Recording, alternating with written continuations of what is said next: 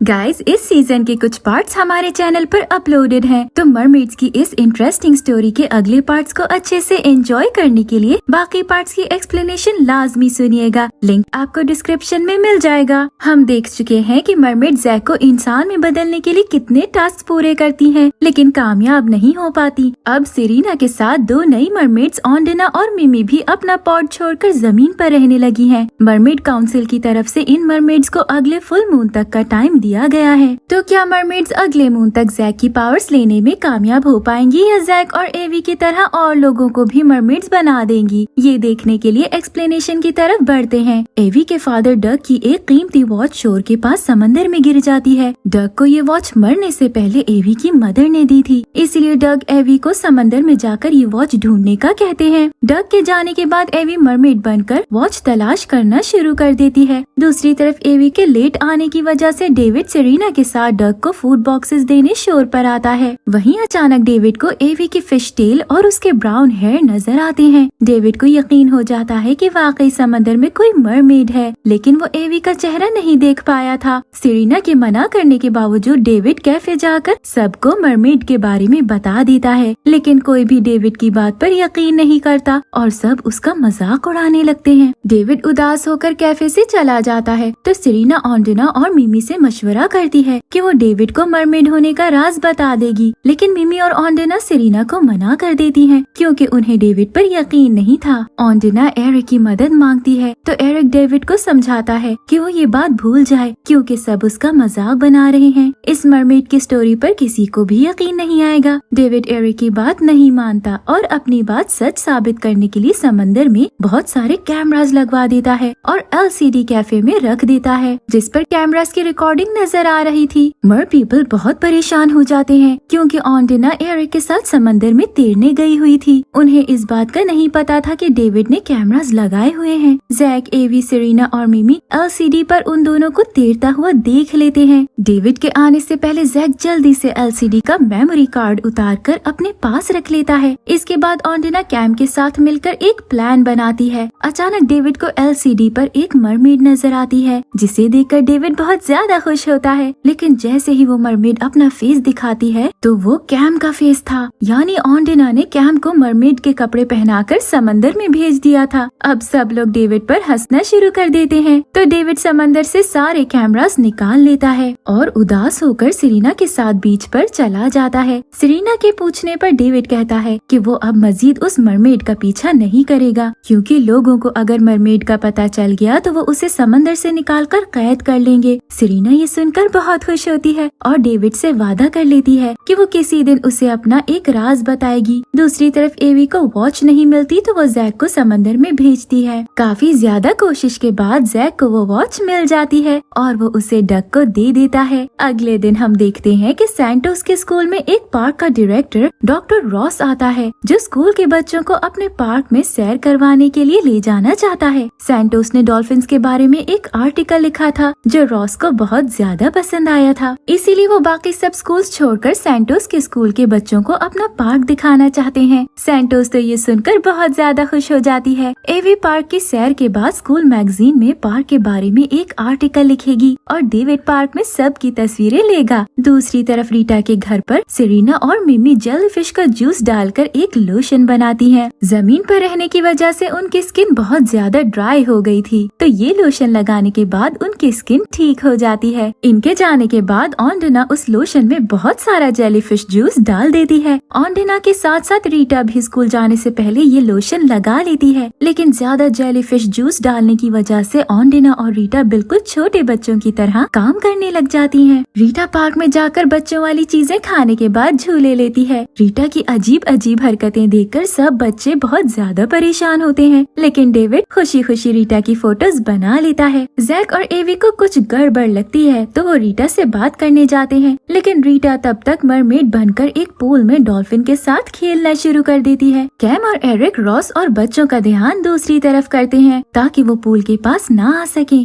दूसरी तरफ ऑन्डेना princess frock पहनकर खुद को प्रिंसेस समझने लगती है और सेरीना और ऑन्डेना से अपने काम करवाना शुरू कर देती है। मिमी ऑन्डेना के पाँव दबाने से मना करती है तो ऑन्डेना ऊंची ऊंची चीखें मारने लग जाती है, तो मिमी को चुपचाप ऑन्डेना के पाँव दबाने पड़ते हैं। ऑन्डिना के बताने पर मिमी को समझ आ जाता है कि ये सब उस लोशन की वजह से हुआ है। सेरेना जल्दी से पार्क में जाकर जैक और एवी को लोशन के बारे में बताती है। एवी रीटा को निकालने के लिए पूल में जाने लगती है, लेकिन तभी रीटा पर लोशन का असर खत्म हो जाता है और वो वापस होश में आ जाती है। पूल से बाहर निकलकर रीटा रॉस से सॉरी करती है कि वो बच्चों जैसी हरकतें कर रही थी, लेकिन रॉस रीटा से बहुत ज्यादा खुश होता है क्योंकि वो समझता है कि रीटा ने डॉल्फिन को ठीक कर दिया है। यानी कि रीटा जिस डॉल्फिन के साथ खेल रही थी वो डॉल्फिन पहले बीमार थी। घर वापस जाने के बाद जैक, एवी, सेरेना और रीटा बेसमेंट में ऑन्डिना और मिमी को एक दूसरे के साथ लड़ता हुआ देखते हैं, क्योंकि सेरेना के जाने के बाद ऑन्डिना ने मिमी को भी लोशन लगा दिया था और अभी तक उन दोनों पर लोशन का असर खत्म नहीं हुआ था। सब उन्हें हंसते हुए देखकर उधर से चले जाते हैं। डेविड का भाई जो कैफे में सी फूड देने आता है, लेकिन डेविड फिश का छोटा साइज देखकर बहुत ज्यादा गुस्सा करता है। सेरेना डेविड को उदास नहीं देख सकती थी, इसीलिए वो फिश का साइज बड़ा करने के लिए मिमी की मदद मांगती है। मिमी और सेरेना किचन में जाकर फिश का साइज बड़ा करने लगती है, लेकिन तभी जो अंदर आ जाता है और मिमी की रिंग एक फिश बॉक्स में गिर जाती है। जो उन दोनों को बाहर भेजकर जब फिश का बड़ा साइज देखता है तो समझता है कि शायद डेविड ने अपने बॉक्स उसके बॉक्सेस के साथ बदलकर बड़े साइज की फिश अपने पास रख ली है। जो डेविड पर गुस्सा होते हुए वो बॉक्सेस लेकर अपनी सी फूड फैक्ट्री में चला जाता है और डेविड एक फिश बॉक्स को रीटा के घर भिजवा देता है। मिमी अपनी रिंग की वजह से बहुत ज्यादा परेशान हो जाती है। सेरेना रीटा के घर जाकर फिश बॉक्स चेक करती है, लेकिन उसे वहाँ रिंग नहीं मिलती, तो मिमी जो की फैक्ट्री में चली जाती है क्योंकि जो सारे बॉक्सेस इधर ले आया था। मिमी छुपकर एक बॉक्स में रिंग देख लेती है और जैसे ही वो गाड़ी में पड़े हुए बॉक्स से रिंग निकालने की कोशिश करती है तो जो उसे देख लेता है। जो मिमी को चोर समझकर चेयर पर बिठा देता है और उससे सच बात पूछता है, वरना वो पुलिस को बुला लेगा। मिमी जो को रिंग के बारे में नहीं बता सकती थी, इसीलिए वो बहुत ज्यादा डर जाती है। दूसरी तरफ जैक और एवी डक के साथ वाटर पाइप्स लगाने का काम कर रहे थे कि अचानक जैक को अपने विजन में मिमी नजर आती है। जैक भी उतना ही डर महसूस कर रहा था जितना मिमी उस वक्त महसूस कर रही थी। जैक एवी को बगैर बताए जल्दी से मिमी की मदद करने फैक्ट्री पहुंच जाता है। जैक मैजिक से जो की गाड़ी खराब कर देता है, तो जो मिमी को छोड़कर गाड़ी ठीक करने लगता है। जैक गायब होकर गाड़ी से मिमी की रिंग निकालकर उसे देता है और उधर से जाने से पहले मिमी फिश को दोबारा छोटा कर देती है क्योंकि उसने सिर्फ डेविड के लिए फिश के साइज को बड़ा किया था। एवी जैक के इस तरह अचानक चले जाने की वजह से बहुत उदास होती है और जैक रीटा के घर जाकर उन्हें मिमी के बारे में आने वाले विजन्स का बताता है। मिमी भी कहती है कि जब जैक किसी मुश्किल में होता है तो उसे भी जैक के बारे में विजन्स आते हैं। रीटा ये सुनकर बहुत परेशान हो जाती है। इसका मतलब ये था कि जैक और मिमी के दरमियान जरूर कोई रिलेशन है। अब जैक का एक मरमेड के साथ क्या रिलेशन हो सकता है, इस सस्पेंस को जानने के लिए आगे बढ़ते हैं। जैक को आइलैंड के मरमैन चेम्बर के बारे में सपना आता है और मिमी को अपने विजन में जैक का सपना दिखाई देता है। मिमी इस बारे में जैक से बात करती है, लेकिन वो कोई बात सुने बगैर चला जाता है। मिमी रीटा को इन विजन्स के बारे में बताते हुए कहती है कि उसे ये पावर उसकी मदर नेरिसा की तरफ से मिली है, लेकिन उसे ये समझ नहीं आ रहा होता कि वो सिर्फ जैक के विजन्स को ही क्यों देख सकती है और जैक उसके विजन्स को कैसे देख लेता है। इन बातों का रीटा के पास भी कोई जवाब नहीं था क्योंकि रीटा बहुत देर पहले पॉट छोड़कर जमीन पर आ गई थी और तब नेरिसा का कोई बेबी नहीं था। आज फुल मून निकलना था, तो सेरेना प्लान बनाती है कि वो आज एवी को मून पूल के अंदर ले जाकर उसे मून की रोशनी को कंट्रोल करना सिखाएगी। एवी बहुत ज्यादा परेशान होती है, लेकिन जैक से पूछने के बाद एवी सेरेना के साथ पूल में जाने के लिए तैयार हो जाती है। कैम जैक को मशवरा देता है कि एरिक इन चेम्बर्स के बारे में कुछ बातें जानता है, तो जैक को एरिक की मदद मांगनी चाहिए। जैक एरिक के साथ मिलकर चेम्बर की तस्वीरें देखकर समझ जाता है कि ये कोई कोड है और उस चेम्बर में सिर्फ जैक ही ये कोड मिला सकता है। रात को फुल मून के बाद जैक एरिक के साथ चेम्बर में चला जाता है। मिमी को जैसे ही अपने विजन में जैक चेम्बर में जाता हुआ नजर आता है, तो वो भी ऑन्डिना के साथ उधर पहुंच जाती है ताकि जैक को कोड मिलाने से रोक सके। मरमेड काउंसिल की तरफ से आज मिमी और ऑन्डिना को आखिरी मौका दिया गया था, लेकिन वो जैक की पावर्स को खुद कंट्रोल नहीं कर पा रही थी, तो काउंसिल की हेड वेरिडिया खुद रीटा के घर पहुंच जाती है। रीटा उसे जैक के पास चेम्बर में ले जाती है जहां वो एरिक की मदद से कोड को समझने की कोशिश कर रहा था। वेरिडिया एरिक को देखकर बहुत ज्यादा गुस्सा होती है कि ऑन्डिना ने उसे इस मरमैन के बारे में नहीं बताया था। फिर वेरिडिया के बताने पर हमें पता चलता है कि जैक शुरू से ही एक